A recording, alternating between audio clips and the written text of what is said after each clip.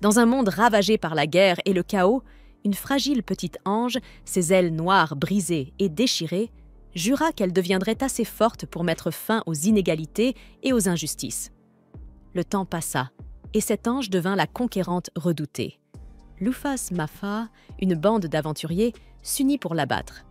Pourtant, elle révéla une puissance dépassant l'entendement, une capacité implacable qui pouvait submerger même les héros les mieux classés. Peu importait la férocité de leurs assauts, Lufas répondait toujours par quelque chose d'encore plus redoutable. Même ainsi, elle ne put sortir indemne de l'affrontement. Leur force était tout simplement trop écrasante. Et malgré cela, tout au long du combat, elle donnait l'impression que tout se déroulait sous son contrôle. Puis l'impensable se produisit. L'un des guerriers ennemis choisit délibérément de se laisser blesser. Déchaînant une capacité ultime qui prit Lufas de court, il ouvrit juste assez de brèches pour que le mage du groupe puisse lancer un sort de scellement dimensionnel, piégeant enfin la vilaine conquérante. Bien qu'emprisonnée, elle éclata d'un rire mauvais et provoqua ses geôliers, affirmant que s'il avait eu assez d'adresse pour la vaincre, alors peut-être avait-il une chance contre Orm, le roi démon. De retour devant son ordinateur, un garçon se gratta la tête avec un soupir de défaite. Il avait perdu le combat dans X-Gate Online et Lufas était tombé. Mais au moins, il pouvait se vanter qu'elle s'était battue jusqu'au bout. Soudain, sur son écran, apparut Holovenus, la déesse de la création. La divinité même qui avait façonné le monde de X-Gate lui demanda s'il souhaitait endosser un nouveau rôle dans cet univers. Pour lui, cela paraissait monumental, presque comme un message personnel des développeurs. Après tout, son personnage, Lufas Mefahel, était devenu aussi emblématique que le roi démon lui-même. Naturellement, le garçon accepta. En un instant, il fut aspiré dans X-Gate Online, non pas comme un simple avatar cette fois, mais en chair et en os. Un groupe de guerriers et d'aventuriers, menés par leur roi, venait tout juste de briser le sceau de la conquérante aux ailes noires. Ils restèrent figés d'étonnement en voyant apparaître la silhouette devant eux. Portant la main à son nouveau corps, le joueur se figea. Sous ses vêtements se cachait une poitrine, pour le moins, généreuse. D'une manière ou d'une autre, il avait été réincarné en son propre personnage. Lorsqu'il avait créé Lufas, sa logique avait été simple. Si je dois fixer ce personnage pendant des heures, autant qu'elle soit belle. C'était sa toute première mission dans le jeu. Ce qu'il n'aurait jamais imaginé, c'était de devenir elle lui-même, la conquérante aux ailes noires, à la fois terrifiante et éblouissante. Désespéré de comprendre ce qui lui arrivait, le garçon tenta de poser une question. Mais les mots qui franchirent ses lèvres n'étaient pas des questions. C'étaient des ordres, des commandements farouches et absolus, porteurs d'une telle force que les pauvres aventuriers s'effondrèrent au sol, comme écrasés par la gravité elle-même. Ils ne pouvaient qu'obéir. Réalisant que sa capacité raciale intimidation s'était sans doute activée, Lufas s'efforça de la réprimer. Aussitôt, un elfe parmi le groupe pâlit, convaincu d'une chose, la conquérante était de retour. La voix tranchante et impitoyable, Lufas exigea qu'il explique comment il la connaissait. Terrifié, il perdit connaissance sur le champ, laissant aux autres le soin de combler les vides. C'est ainsi qu'elle découvrit la vérité. Elle avait été scellée depuis 200 ans et le roi démon régnait toujours sur Misgard. Les aventuriers avaient tenté d'utiliser X-Gate pour invoquer un héros capable de le vaincre, mais, par erreur, ils avaient réveillé Lufas Mafaha. Alors seulement, le garçon enfermé dans son corps comprit. Il se trouvait réellement à l'intérieur du jeu, et le sort X-Gate, une mécanique centrale jamais encore utilisée dans l'histoire, venait enfin de s'activer. Aussi incroyable que cela fût, ce n'était pas le moment de s'extasier comme un fan. Ce qui comptait, c'était de décider quoi faire ensuite. Voyant la peur dans les yeux de chacun, Lufas jugea plus sage de partir. Elle leur ordonna d'oublier son existence et d'invoquer un autre héros à sa place, quelqu'un qui affronterait le roi démon. La vengeance pour son scellement ne l'intéressait pas. Cette dernière bataille avait suffi. Non, ce ne serait plus l'histoire de Lufas la conquérante, mais celle d'une jeune femme aux espoirs brisés, désormais en quête d'une nouvelle voie, curieuse de découvrir ce qu'était devenu le monde et sous quelle forme il s'était transformé. Sur ces mots, Lufas déploya ses ailes et s'élança dans le ciel, étonné de constater qu'elle pouvait encore les utiliser aussi librement. Planant dans les airs, le garçon devenu conquérante ressentit un frisson de pure joie. Il avait été aspiré dans son jeu favori. X-Gate Online, incarnant un personnage de sa propre création. Un être si puissant que cela le grisait jusqu'au plus profond de lui-même. Un jour, il lui faudrait trouver un moyen de retourner dans son monde d'origine. Mais cela pouvait attendre. Peu après, il tomba sur un monument colossal qu'il n'avait pas aperçu depuis des lustres, une structure iconique au cœur même du lore du jeu. Car X-Gate Online, ancré dans l'univers de Misgars, était un MMORPG médiéval fantastique dont le joyau était son système de PVP.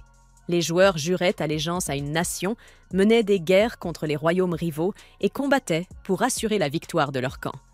Mais le système narratif, lui, adaptait les choix et les actions des joueurs pour les intégrer directement dans l'histoire officielle.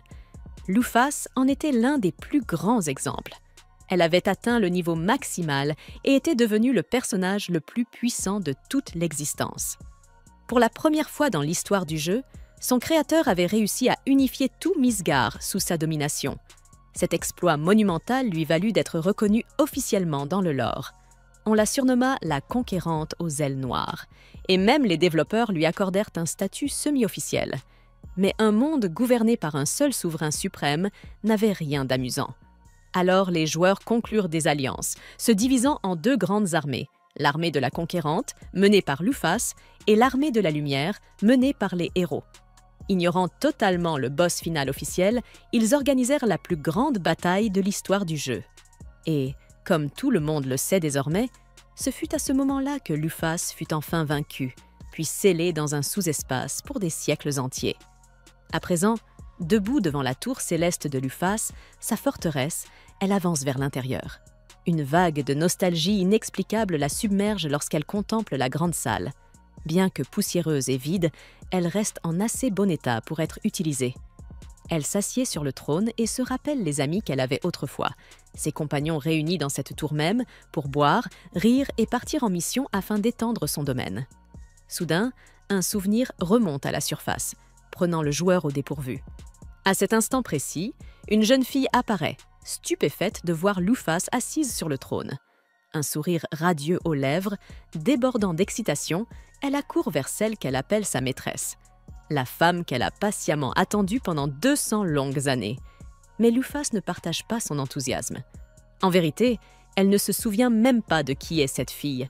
Frustrée mais déterminée, la jeune fille se présente. Dina, la conseillère fidèle de la Conquérante.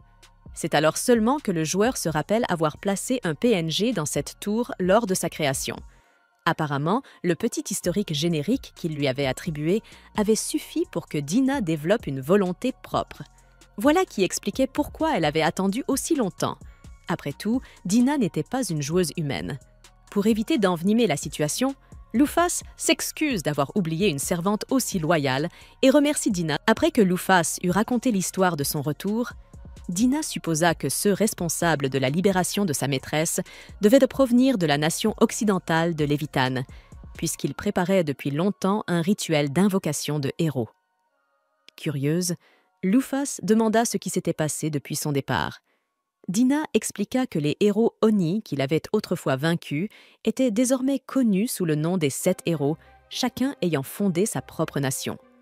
2 siècles avaient passé. 4 d'entre eux étaient déjà morts, ne restaient que 3, appartenant à des races dotées d'une longévité exceptionnelle. Le roi démon vivait toujours, tout comme les 12 étoiles célestes de la conquête. Ces bêtes rares et puissantes que Lufas elle-même avait conçues pour la servir dans ses guerres. À l'époque, elle croyait qu'un souverain devait toujours être entouré de subordonnés redoutables, comme 4 généraux ou quelque chose de semblable. Alors, elle les avait créés. Dina connaissait l'emplacement de 6 de ces créatures et révéla que 2 d'entre elles avaient rejoint le roi démon pour venger la mort de Lufas, combattant même en son nom.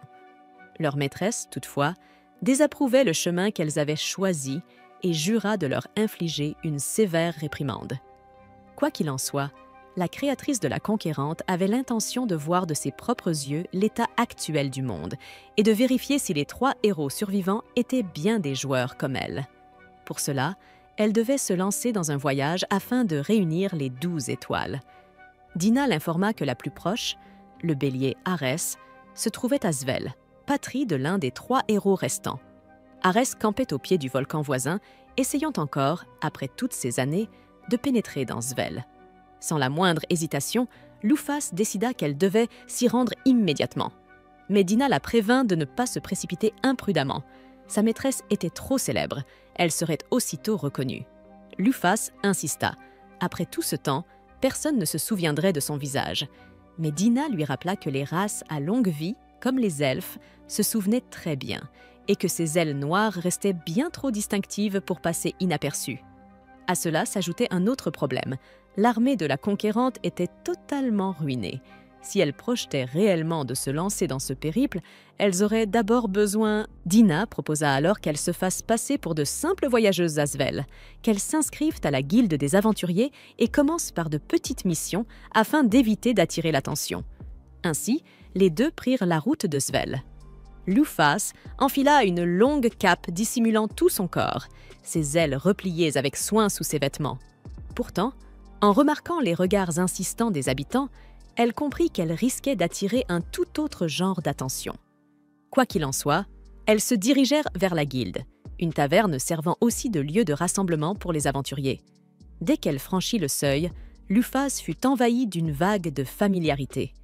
Entourée de types louches et rugueux, elle ressentit un étrange sentiment de confort. Un souvenir nostalgique de ses propres jours d'aventurière, bien avant la fondation de sa nation.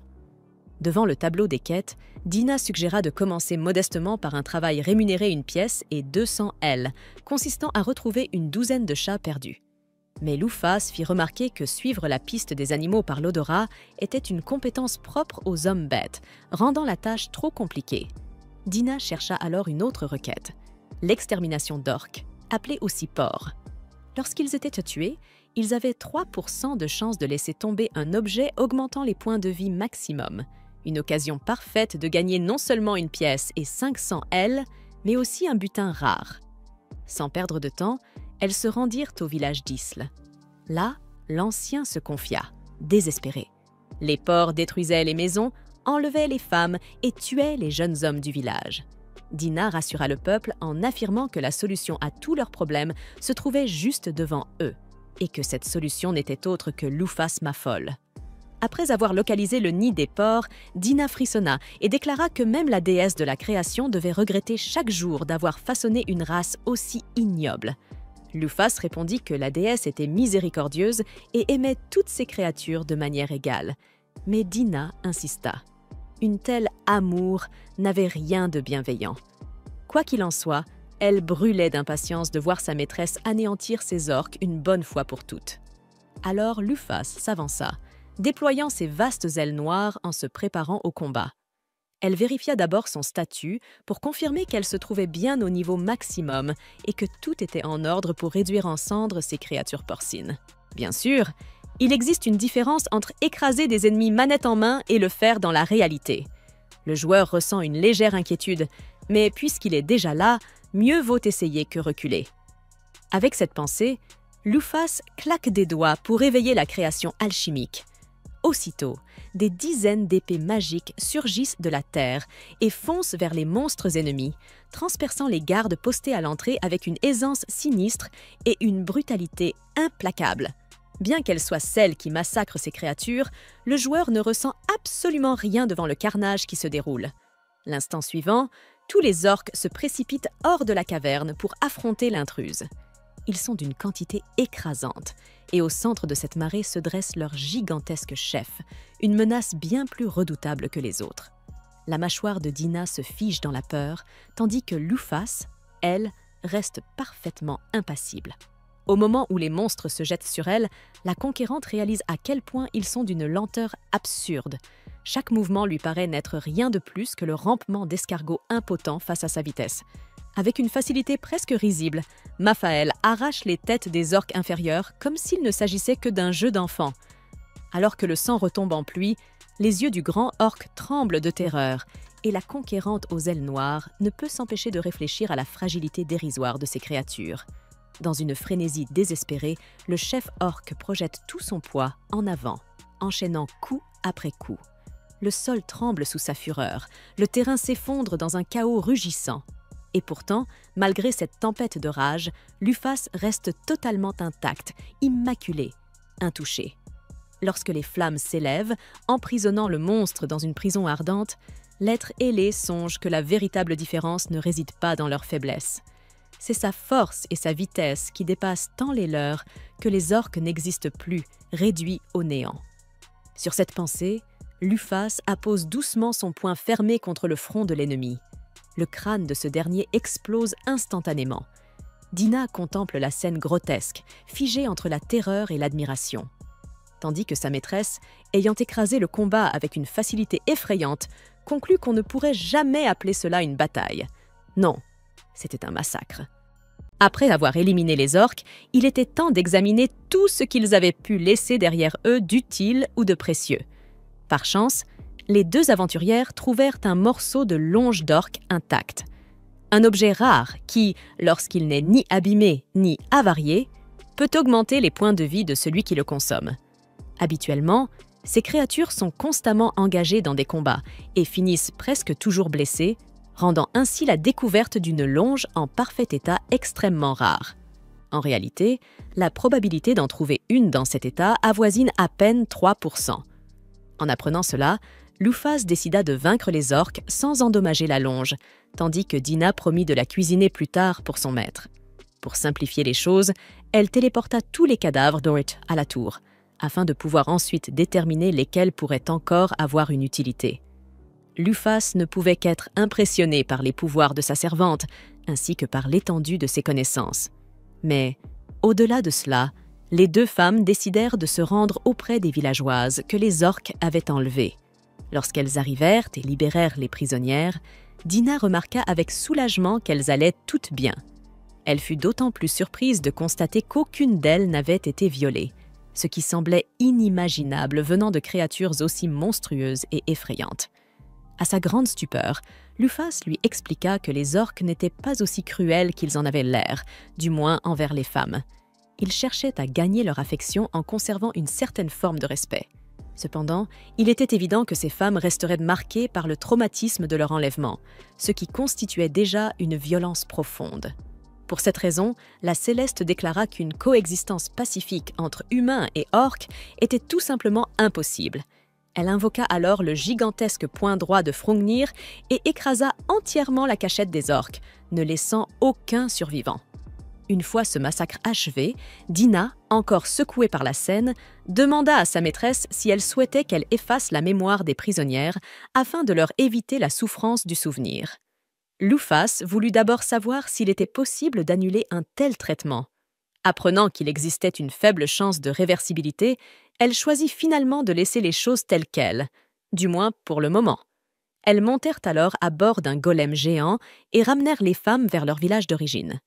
En chemin, Lufas avoua qu'elle ne comprenait pas pourquoi si peu de gens acceptaient des missions de chasse aux orques, alors qu'il s'agissait selon elle de la tâche la plus simple du monde, et qu'en plus, ces monstres pouvaient laisser derrière eux un butin intéressant, comme la longe qu'elles avaient trouvée.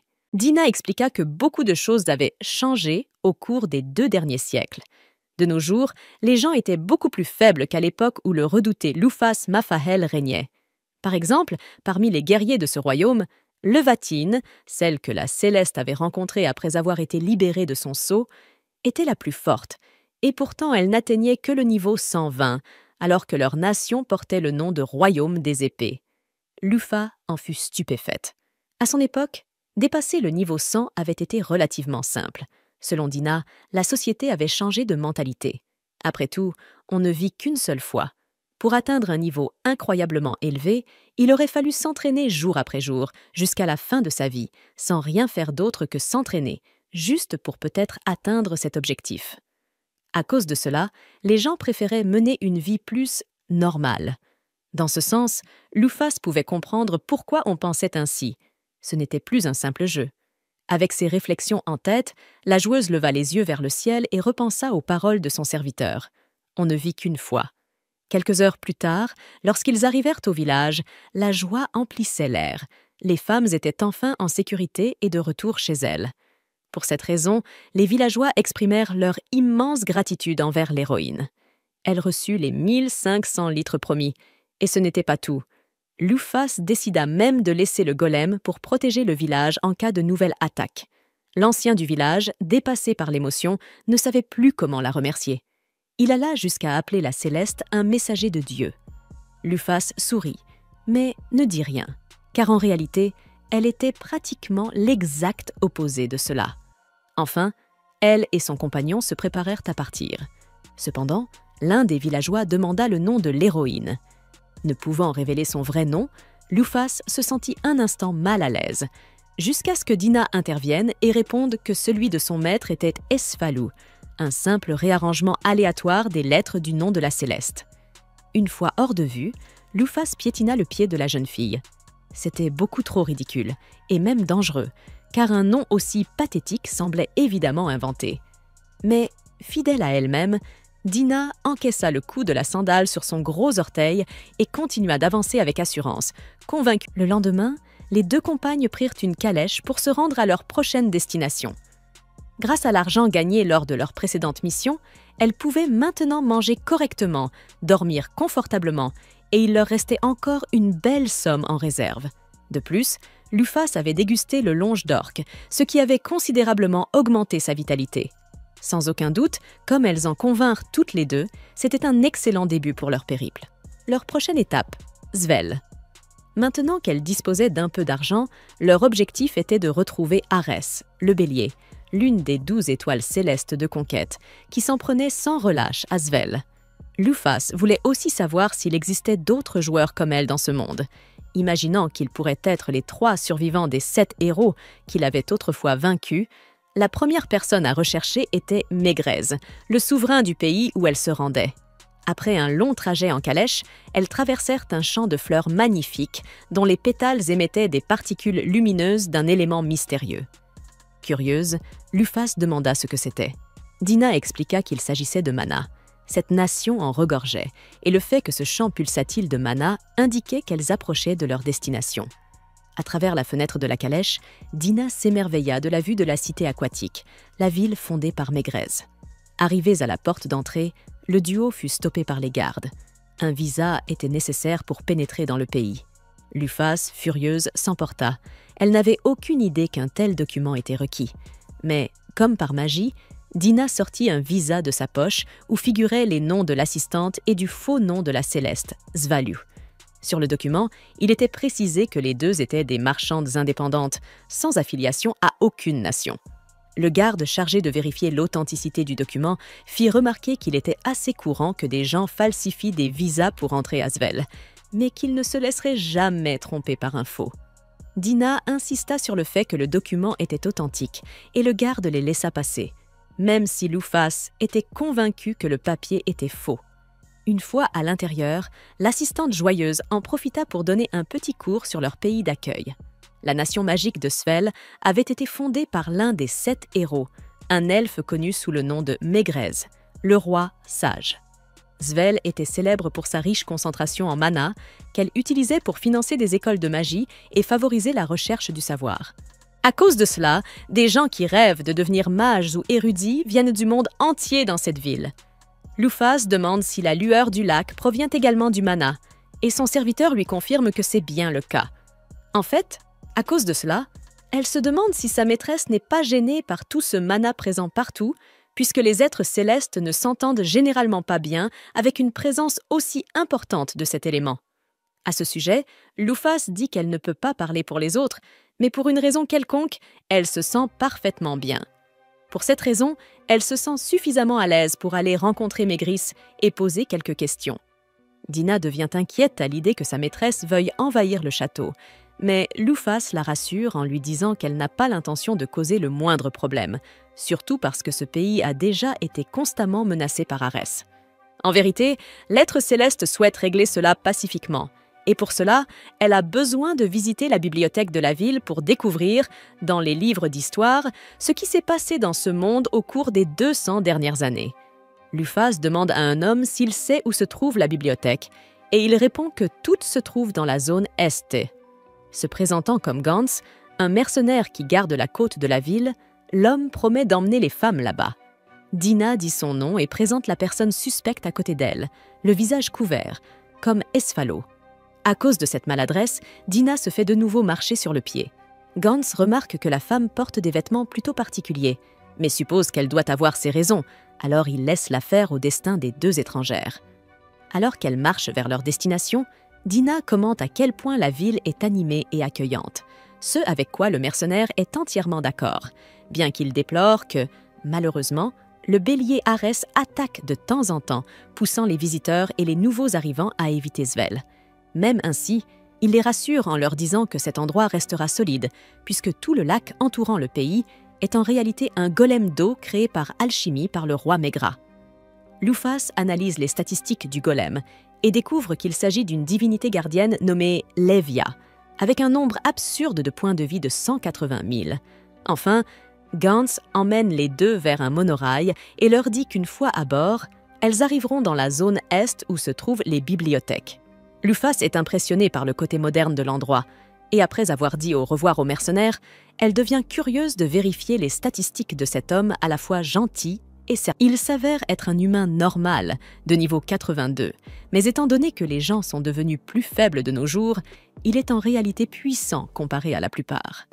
Avant de monter dans la calèche, la Céleste réfléchit au fait qu'il n'y avait pas de monorail dans le jeu et que cet engin doit probablement être alimenté par de la magie ou quelque chose de similaire. À la bibliothèque, Lufas cherche une section avec des livres d'histoire plus récents, puisque jusqu'à présent tout ce qu'elle a trouvé ne parle que de choses qu'elle connaissait déjà grâce au lore du jeu. En atteignant une certaine étagère, elle remarque plusieurs livres racontant sa propre histoire. Lufas, la présentant généralement comme une figure controversée, voire maléfique dans certains cas.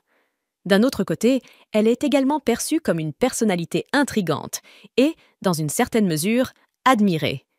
Non seulement cela, mais elle ne comprend pas comment Mégrez permet aux gens d'écrire autant de livres remettant en question les 7 héros eux-mêmes, puisque de nombreux textes traitent même ces héros comme de possibles menaces. Dinah explique que Maigret n'est pas un souverain tyrannique, donc ce n'est pas comme si les personnes qui écrivent certaines choses finissaient sur l'échafaud.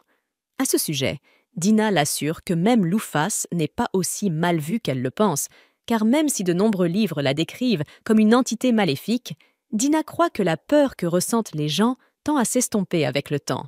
Aujourd'hui, beaucoup croient que l'humanité n'aurait pas besoin de craindre les démons si Lufas redevenait le dirigeant du monde, surtout parce que la Céleste n'a jamais été une tyran. À ce propos, après avoir choisi un des livres qui parlait d'elle, Lufas est décrite comme une Céleste apparue soudainement il y a 200 ans et ayant unifié le monde entier en un clin d'œil. La raison pour laquelle elle voulait conquérir le monde reste inconnue, mais il est intéressant de noter qu'elle n'a jamais imposé de dictature à ses sujets. Au contraire, Lufas a expulsé les tyrans, purgé les ennemis du peuple et sauvé les nations du monde. Même ainsi, une partie de l'humanité s'est retournée contre la souveraine et a exigé l'indépendance. La division parmi les humains a renforcé les démons qui avaient autrefois craint la forte unité de leurs ennemis sous la direction de la conquérante aux ailes noires. Cependant, avec les pays devenant indépendants les uns des autres, les créatures des ténèbres ont gagné en puissance et infligé une série de défaites dévastatrices à leurs adversaires. Aujourd'hui, l'humanité est forcée de vivre dans seulement quelques zones encore adaptées à son existence, et l'ère des hommes est sur le point de s'achever pour toujours. En lisant cela, Lufas tombe presque dans le désespoir, car même si elle savait que le roi démon était toujours vivant, elle n'avait pas imaginé que les choses étaient aussi mauvaises. Soudainement, elle est plongée dans ce monde qui était autrefois un jeu, et lorsque celui-ci devient réel, tout part à volo. Elle comprend maintenant pourquoi un domaine aussi petit que Svel est appelé un pays. C'est parce que l'humanité elle-même ne tient plus que par un fil. Après cette enquête, Lufas prévoit de quitter la ville et de se rendre au château d'Arès. Cependant, un tremblement de terre l'en empêche. Une dévastation sans précédent commence dans la ville, du nord au sud. Les vibrations intenses se font sentir, endommageant gravement plusieurs maisons et bâtiments et mettant la vie des habitants en danger. Immédiatement après la fin des secousses, le système sonore de la ville ordonne à tous les mercenaires de se rendre d'un seul coup à la frontière du pays. Lufas sait qu'Arès possède une capacité de tremblement de terre, et considérant que cette ville ne souffre généralement pas de telles calamités, elle est certaine que le bélier est la cause de cette tragédie. Tout comme Mégrez et Lufas, Dinah sait également qu'Arès arrive. Après tout, une fluctuation intense de mana provient d'une direction clairement affectée par lui. Pour atteindre rapidement cet endroit, Lufas utilise sa capacité d'alchimie pour créer un oiseau à partir des pierres brisées de la ville afin de voyager dans les airs. Dina perd presque son sang-froid par peur, mais sa maîtresse laisse la pauvre fille s'accrocher à elle pour qu'elle ne soit pas effrayée. En chemin, la souveraine aux ailes noires ne peut comprendre comment Arès peut agir ainsi, puisqu'il est un bélier arc-en-ciel, un être qui déteste le conflit et préfère la paix.